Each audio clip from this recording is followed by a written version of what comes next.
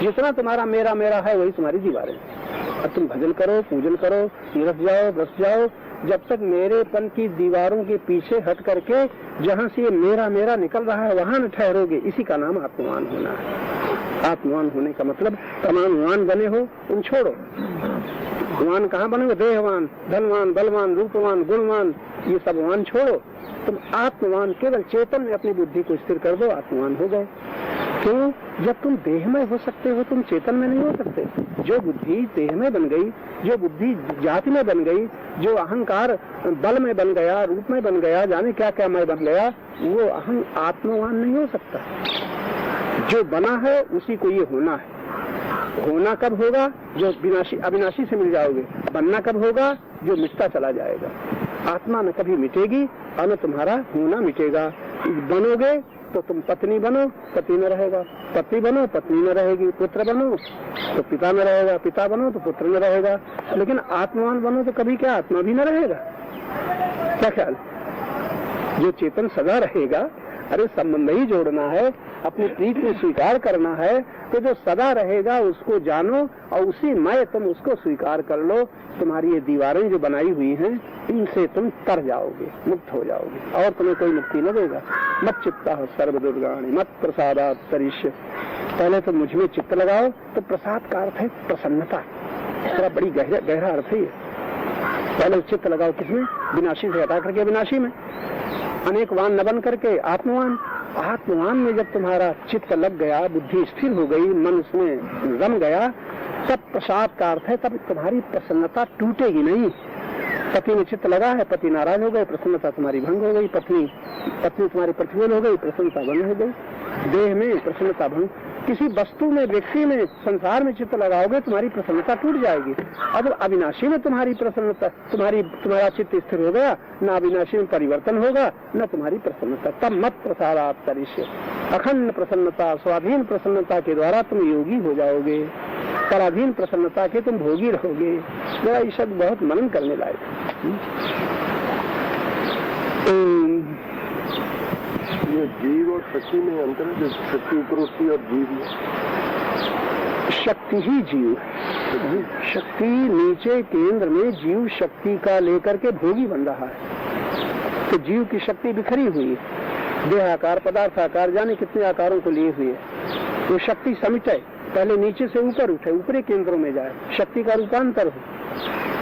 शक्ति का रूपांतर। शक्ति अभी दोषों में प्रयुक्त हो रही है। कितनी शक्ति क्रोध में न। तुम पूजा करो, थोड़ी शक्ति संचित हुई। जप करो, थोड़ी शक्ति संचित हुई। ध्यान से बैठो, थोड़ी शक्ति संचित हुई। और बाद व्यवहार में आओ, जरा क्रोध करो, सारी शक्ति सब खत्म हो गई। जो तुमने अध्ययन किया था, जप किया था, बड़े प्रेम से सेवा की थी, और उसी से लड़ पड़ो, अब शक्ति रही?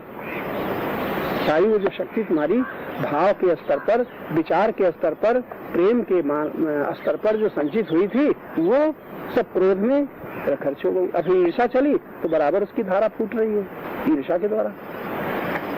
कभी किसी से जिनकी लड़ाई होती है वो देख सकते हैं कि तमाम शक्ति जो प्रेम के द्वारा संचित थी, प्रसन्नता थी, बड़ी संतोष था, शांति थी, जरा सा प्रतिकूलता में अगर क्रोध आया तो बस सारी शक्ति अब समाप्त। और फिर जब क्रोध के बाद में मनन चला, हमें ऐसा कह दिया, हमारे साथ ऐसा किया, तो ईर्षा, द्वेष ये बराबर मानो छेद हो गया है। अब वो सारी शक्ति, करो भजन मन ही में लगेगा, करो जप मन ही में लगेगा, सूर्य पर प्रवचन मन ही में लगेगा, उसी का मनन चलेगा। तो छेद हो गया है, शक्ति का प्रवाह एक छेद से बह रहा है, कैसे रोक पाओगे? इसीलिए जब तक अहंकार गरीब न बनेगा, जब तक अहंकार समर्पित न बनेगा, शक्ति को ये नीचे से ऊपर ले नहीं जा सकता। इसलिए हमारा मेरापन समाप्त हो। मैं विद्वान हूँ, मैं धनवान हूँ, मैं बलवान हूँ, मैं इतना समझदार हूँ, मैं आदमी को पहचानता हूँ, ये मैं जो बोल रहा है, ये अकड़ जो रहा है, ये सब गड़बड़ कर रहा है। अरे मैं कुछ नहीं जानता, मैं कुछ नहीं जानता, परमात्मा जानता है, मैं क्या जानूंगा? इतना समर्पित, मेरे पास कौन सी शक्ति है? मैं तो कुछ हूँ ही नहीं उसकी शक्ति के बिना। इतना समर्पित हो जाए, चाहे पत्नी पति के, चाहे पुत्र पिता के, चाहे पिता गुरु के, और चाहे गुरु ज्ञान के। तो गुरु भी सीमित है, मैं गुरु हूँ, मैं इतना जानता हूँ, मैं इतने भक्तों शिष्यों का गुरु हूँ, ये भी अहंकार उसको नीचे दबाए रहेगा। इतना समर्पित होता जाए, वो कैसे? एक शब्द, तुम्हारी जो मान्यताएं हैं, तुम्हारी जो स्वीकृतियां हैं, ये मेरेपन की जो दीवारें हैं, ये हट जाएं, तब तुम अकेले होकर के जो नित्य प्राप्त परमात्मा है, तुम और वो एक अपने को अनुभव करोगे। इसका नाम है समर्पण। बाहर नहीं जाना है। जरा इस शब्द पर ज्यादा सोचना। नित्य मिलन है जिसका, इससे हम विमुख है। तो ये जो मैं है, ये मैं दीवारों के बीच में बंध गया। दीवारें हटे तब क्या हो, ये मैंपन हटते ही तुम्हारा प्रेम, वो सारा प्रेम तुम्हारा प्रकट हो जाएगा। ये मैंपन की दीवारों से तुम्हारा प्रेम रुका हुआ है। तो जितना आकार तुम्हारा अहं आकार, ये शब्द भूल जाना, अहंकार का जो आकार है वो मेरा से बना है। जितना मेरा मेरा उतने ही आकार तुम्हारे अहं के बने हुए। आकार हट जाए तो दीवारें हटेंगे, हम दीवारों से हटेंगे। अरे बात तो एक ही है। दीवारें हट जाए तो अहम तो रहेगा ही। दीवारों को हटा दो तो अहम तो रह जाएगा, और दीवारें जब तक है तब तक दीवार बनी है तो अहंकार बना रहेगा। आकार जितना हटेंगे उतना अहंकार फिर अकेला रह जाएगा। अकेला अहंकार गलता है। मेरापन हटता जाए मानो अहंकार गल रहा है, और मेरा बढ़ता जाए तो अहंकार गल रहा है कि बढ़ रहा है। एक बालक का अहंकार अभी छोटा है, और जैसे जैसे बालक बालिका बड़े होंगे तो अहंकार बढ़ेगा कि घटेगा? और तुम्हारे नाती पोता हो जाएंगे तो अहंकार बढ़ेगा घटेगा? पता नहीं है। तो तुम मुक्त हो। बढ़ी रहा है। मेरापन हटा दो, बस अहंकार गलने लगा। जिसे देखो, अभी एकदम नहीं, जिसे देखो मेरापन याद आएगा और तुरंत याद आ जाए गुरु वाक्य, मेरा, मैं मूर्ख हूँ, मैं मूढ़ हूँ, जो जिस पर मेरा अधिकार नहीं उसे मैं अपना मानता हूँ। अब तो छोड़ू। उसी समय कुछ कहो नहीं, मेरा कुछ नहीं, मैं परमात्मा में हूँ और ये सब परमात्मा की प्रकृति में है। बस न किसी से नफरत, न किसी से घृणा, बस देखते रहो। दृष्टा बनो, कर्ता न बन करके दृष्टा बनो। जितना मेरापन गलेगा उतना क्या होगा, अहंकार गलेगा। बड़ा छोटा सा बात है। अगर साधना करनी है, कुछ कोशिश करना है तो ये करो। तुम्हारी जब की संख्या पूरी हो गई, तुम्हारी तीर्थ की यात्रा, बड़े बड़े पढ़े लिखो कहाँ जा रहे हो? बद्रीनाथ जा रहे हैं। पढ़े लिखे सत्संगी है तो हम कह देते हैं अभी तुम्हें गुरु नहीं मिले। गुरु मिल गए होते तुम तीर्थ में जाते। तुम जा रहे हैं, भक्त हैं, तीर्थ है। हमारे कई साथी आते हैं, हमें गुरु मानते हैं और जाते हैं, कहते जाओ। कहते तुमको कौन समझाए? वाहन मारे क्या हुआ जहाँ टूटे तलवार। जहाँ तलवार भी टूट जाएगी तो यहाँ छोटे छोटे शब्द उन पर कुछ असर करेंगे? बड़ा मुश्किल। वाहन मारे क्या हुआ जहाँ टूटे तलवार। मूर्ख को क्या बोध ही है, क्या उसको तुम समझाओगे? बड़ा मुश्किल। मनोमय कोश में समझी चेतना, जैसे राग और द्वेष में, तो विज्ञान में कोश में आनंद, जिस राग द्वेष कब होता है? सुख के पीछे होता है। जहाँ आपको सुख मिला उसमें रागी बन गए, और जिसने बाधा डाली उसके दोषी बन गए। बच ही नहीं सकते। मन के स्तर पर होता है। मन के स्तर पर राग द्वेष से बच ही नहीं सकते। जहाँ किसी को सुखदाता मानोगे, जहाँ बाधा पड़ेगी दुखदाता, ईर्ष्या द्वेष कलह क्रोध शुरू हो जाएगा। जब विज्ञान में कोश में पहुंचोगे तो विज्ञान में कोश आनंद को देखता है, उसकी झलक आने लग जाती है। तभी छोटे सुख की परवाह नहीं करता, क्या है इसमें, क्या रखा है, क्या धरा है इसमें। तब जाकर के इससे मनोमय कोश के बजाय विज्ञान में कोश की जागृति में आनंदमय कोश की झलक आती है। तब ये मनोमय कोश के राग द्वेष से ऊपर उठ जाता है। विज्ञान में कोश में चेतना किसमें? विज्ञान में कोश में चेतना जब जागृत होती है तो वो मेरापन से हट करके केवल हर जगह में वो तत्व को देखता है, सत्य को देखता है, नाम रूप में नहीं अटकता है। नाम रूप में नाट करके विज्ञान में कोश तत्व सत्य को देखता है। उस देखने के कारण उसे आनंद की अनुभूति होने लग जाती है। अभी और उठना पड़ेगा। विज्ञान में कोश जब आनंद में कोश में चला जाता है, मनोमय कोश से बिल्कुल संबंध टूट जाता है। अरे आगे की बात है, आनंद में कोश के भी ऊपर जाना है, छोड़ो उससे कभी मतलब ही नहीं। अभी तो जहाँ है वहाँ से किसी तरह पार हो। आज ज्ञान होने के बाद भी तीर्थ यात्रा मैंने भूल हो गया, उसके बाद तीर्थ यात्रा ना करे, तीर्थ करे तो नहीं करे तो क्यों करे? प्रश्न है क्यों कर रहा है? जब उसे बोध हो गया तो क्यों कर रहा है? ये पता नहीं चलता। बोध हुआ नहीं, बोध हो जाएगा तो करेगा नहीं। तो जब पता चल गया क्यों तीर्थ जाएगा? क्यों तो उसका आत्मा ही तीर्थ है। आत्मा से बढ़कर के कौन तीर्थ होगा? एक कवि कहता है, तीर्थों का वेद ने तीर्थ कहा है आत्मा, तब द्वारिका केदार बद्रीनाथ जाके क्या करूं? परम तीर्थ तो आत्मा हो गया और नित्य प्राप्त है, नित्य चेतन है, नित्य शुद्ध है, बुद्ध है, मुक्त है। ऐसे तीर्थ को जो पा जाए बुद्धि, तो बाहरी तीर्थों की जरूरत है। फिर अगर तीर्थ जाएगा तो उनके लिए जाएगा जो भटक रहे हैं और वो जानना चाहेंगे तो संत महात्मा तीर्थ में इसलिए जाते हैं कि जो सत्य के प्यासे हैं उनको सही दिशा मिल जाए, इसलिए महात्मा तीर्थ जाते हैं। तो कहीं श्लोक आता है, गंगा जी ने प्रार्थना की कि जब पापी आएंगे और पापी आएंगे तो सारे पाप हमने, तो हमारी क्या दशा होगी, सारे पाप हमारे भर पे चले जाएंगे। तो उनको उत्तर दिया गया, जब तुमने पापी आएंगे, जब महापुरुष आएंगे तो उनके संग से तुम्हारे सब पाप समाप्त हो जाएंगे। तो आज तीर्थ करने वाले होश ही में नहीं है, नहाने आते हैं फल के लालच बस, तो उनको किसी को पता नहीं कि हम आत्मा की खोज करें, साधु की खोज करें। और नहीं, तीर्थ बेकार जाएगा, जीवन में तीर्थ करते रहेंगे, फल वो जहाँ के तहाँ रहेंगे, बढ़ेंगे थोड़े। यन मनसाध्याये तद्वाचा वदति यद वाचा वदति तत्कर्मणा करोति। यानी मनुष्य पहले क्या करता है, मन से ख्याल करता है, ध्यान करता है, मन में उसके आता है, और जो मन में आता है वही फिर बोलता है, और जो बोलता है वही फिर करने लग जाता है, और जो करता है उसी का फल उसके सामने आता है। हम लोगों के जीवन का एक चित्र है, पहले एकदम कुछ नहीं होता, पहले तो हम ख्याल में दूसरे को देखते हैं तब ख्याल में आता है। अभी तक यही हो रहा है, जो देखा यानी जो मन में आया, वासना या कामना प्रेरित करके हमारे भीतर मन में ध्यान आता है पाने का, और फिर वैसे ही बोलने लग जाते हैं। पहले बोलते हैं फिर करते नहीं, फिर कालांतर में फिर वैसे ही करने लग जाते हैं। तो हम लोग जो कहाँ से कहाँ तक पहुँचे हैं, ये जो अभी सब चर्चा बोल रहे हैं, मन से पहले ख्याल आता है सत्संग करें, मन से ख्याल आता है ऐसा हो जाए, ऐसा हो जाए, भक्ति मिले, और फिर उसी चर्चा करने लग जाते हैं, मुक्ति मिले, शांति मिले, भक्ति मिले, और फिर उसी तरह के कर्म करने लग जाते हैं। अब कठिनाई ये है कि इतने हम सावधान नहीं हो पाते। सावधान हो जाए तो बहुत जल्दी हो जाए। लोभी सावधान है, जिसके बिना मनुष्य दुखी होता है, जैसे धन के बिना दुखी होता है, धन के पाने के लिए जो करना चाहिए सब कर डालता है।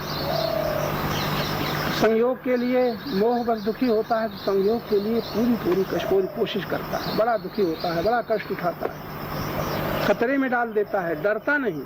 तमाम जीवन में घटनाएं हर एक के जीवन में आती हैं। तो पहले मन से ख्याल आया ऐसा मिले, अब मिलने के बाद फिर वैसे ही प्रयत्न, वैसे ही कथन, वैसे ही चिंतन, वैसे ही मनन, तो हम सब लोगों के जीवन में यही घटित होता चला रहा है। अब जैसा उधर घटित हुआ है धन के लोभ बस, मोह बस, कामना बस, वैसा इधर घटित नहीं हो रहा है, अभी बड़ी दूरी है। वरना शक्ति वही है, कोई कठिनता नहीं है, लेकिन उधर पूरा दांव में लगा दिया, शक्ति लगा दी, संपत्ति लगा दी, समय लगा दिया, हम लोगों ने लगाया, ऐसा नहीं कि सब मिला। उधर पूरा जो कुछ है सब दांव में लगा देते हैं, अपने को खतरे में डाल देते हैं। इधर जब परमात्मा के योग का प्रश्न आता है तब बहुत बचाते हैं, बचा के चलते हैं, यही गड़बड़ी है। और गड़बड़ी क्यों है? क्यों? दुख की कमी। पूरा दुख हो जाए तो हमारी सारी शक्ति दुख निवृत्ति में लग जाएगी। यानी आपने खिलौने के न पाने का जितना दुख हुआ है, खिलौना के न पाने का, वस्त्र के न पाने का, डिग्री के न पाने का, फिर प्रिय संयोग को न पाने का, जीवन में देखो कितनी वेदना हुई है, कितनी तरस हुई है, कितनी तड़पन हुई है, जब प्रबल इच्छा हुई है। वैसी इच्छा भगवान की, परमात्मा की शांति की नहीं है। देखो, अगर हो तो पूरा दांव में लगा दो, यही कमी है। और कमी क्यों है? क्योंकि दुख की कमी है। उधर दुख आया कि पूरा सब करवा लिया, इधर खाली सुख के लालच, बस सुख को बचाते हुए, सुख को भोगते हुए हम प्रयत्न करते हैं। यानी हमारा जितना सुख है वो तो बना रहे, इसके बीच में भक्ति मिल जाए, मुक्ति मिल जाए, शांति मिल जाए, सत्संग मिल जाए, सुख को बचाते हुए यहाँ रहते हैं। तब भी हम सुख की सुरक्षा करते हुए पहले सुख को बचाया जाता है, और फिर सुना जाता है, जप किया जाता है, कीर्तन किया जाता है, पाठ किया जाता है, सुख को बचा करके। ध्यान से हम देखते नहीं, अगर ध्यान से देखोगे तो पता चलेगा बहुत कुछ सुख से बचा के करते हैं। जहाँ सुख में बाधा पड़ती है वहाँ छोड़ देते हैं, सत्संग छोड़ देते हैं, भजन छोड़ देते हैं, पूजा पाठ छोड़ देते हैं, संतों महात्माओं को छोड़ देते हैं, गुरु का संग छोड़ देते हैं। कहाँ? जहाँ मान के सुख में बाधा पड़ी, अधिकार के सुख में बाधा पड़ी, संयोग के सुख में बाधा पड़ी, यानी किसी भोग के सुख में बाधा पड़ी, तो हम उसे छोड़ देते हैं। और उस भोग के लिए किसे छोड़ देते हैं? जो हमारी साधना है, जो हमारी साधना की सहायक है, और सांसारिक दिशा में भगवान को छोड़ा, सांसारिक दिशा में इधर खूब छोड़ा, और इधर परमात्मा के लिए हमने क्या छोड़ा, इधर नहीं छोड़ पाते। शांति के लिए हमने क्या छोड़ा, आनंद के लिए हमने क्या छोड़ा, भक्ति के लिए हमने क्या छोड़ा। ये हिसाब लगाओगे तब पता चलेगा। कठिनता नहीं है, बहुत सरल है, हो सकता है, शक्ति सुलभ है, परमात्मा की दया कृपा सुलभ है, लेकिन हम उसके लिए तैयार नहीं, ये कमी। तो क्यों तैयार नहीं है? सुख का लालच अभी हमें उधर त्याग नहीं करने देता, तप नहीं करने देता। सुख का लालच जो करना चाहिए वो नहीं करने देता। अब एक गुरुजनों का बड़ा अच्छा वाक्य है कि जो करना चाहिए वो हम तब कर पाएंगे, जो न करना चाहिए उसका जब त्याग करेंगे। ये बड़ी अध्ययन की चीज है। करना तो चाहते हैं अपने ढंग से, लेकिन पीछे झांक करके नहीं देखते हैं ऐसा कितना कर रहे हैं जो न करना चाहिए। अब देखना अगर होश आ जाए।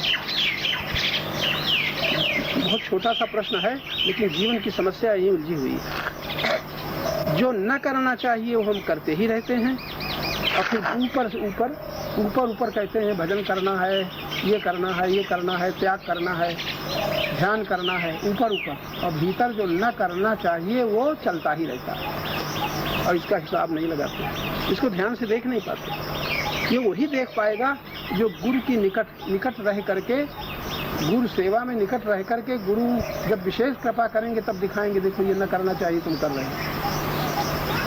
बल्कि दूसरों अपने साथ जिनका व्यवहार है उनकी हम झांक लेते हैं कि इनको ऐसा न करना चाहिए, इनको ऐसा न कहना चाहिए, इनको ऐसा न लेना चाहिए, इनको इस प्रकार न देना चाहिए। दूसरों की कमी को तो हम देख लेते हैं, हम जो करते हैं उसे नहीं देख पाते कि हमें क्या न करना चाहिए। इससे हमारी यात्रा, जीवन का जो उत्थान आ रहा है, कहाँ पर क्या न करना चाहिए। सबको मालूम है क्रोध न करना चाहिए, जानते हो कि नहीं? क्रोध न करना चाहिए, करना चाहिए। क्या ख्याल है आप लोगों को? न फिर भी करते हैं। लोभ न करना चाहिए, फिर भी करते हैं। मोह न करना चाहिए, फिर भी करते हैं। ममता न करनी चाहिए, भगवान कहते हैं तब भी हम नहीं मानते हैं। गीता कहती है तब भी नहीं मानते हैं। रामायण में लिखा है तब भी नहीं मानते। अखबार की मानते हैं जो करना चाहिए, लेकिन गीता की, रामायण की बात नहीं मानते, अभी तक नहीं मानते। ये हम लोगों के भीतर बड़ी कमी है। आप लोग उसका खुलासा करोगे तब पता चलेगा। जाने कितनी बातें ऐसी हम करते हैं जो नहीं करना चाहिए, हो जाती हैं, होती रहती हैं। शक्ति उसमें नष्ट होती रहती है, समय उसमें नष्ट होता रहता है। प्रीति हमारी उसके पीछे फंसी हुई है। ज्ञान हमारा ढका हुआ है। कई चीजें कही, ज्ञान हमारा ढका हुआ है और उसकी परवाह नहीं कि हमारा ज्ञान कहाँ ढका है। ज्ञान ढका हुआ। आवृतम ज्ञान में तेन, कैसा सुंदर निर्णय भगवान ने दिया है। ये ज्ञान आवृत हो गया है काम से, कामनाओं से, कामना वाली वस्तुओं से, कामना जिनसे पूर्ति होती उन व्यक्तियों से। क्या ढका है? कितना छोटा सा शब्द है, ज्ञान ढका हुआ है। जिस ज्ञान में हम, जिस प्रकाश में हम देख रहे हैं, देख सकते हैं, और जिस आंख से देखते हैं वो आंख ढकी हुई है। जहां हम बैठे हैं हमारी आंख के आगे क्या है? थोड़ा ध्यान देना। प्रकाश में अभी देख सकते हैं, लेकिन आंख के आगे क्या है? जो आंख के आगे है उसी से वो प्रकाश में देखना हमारा ढका हुआ है।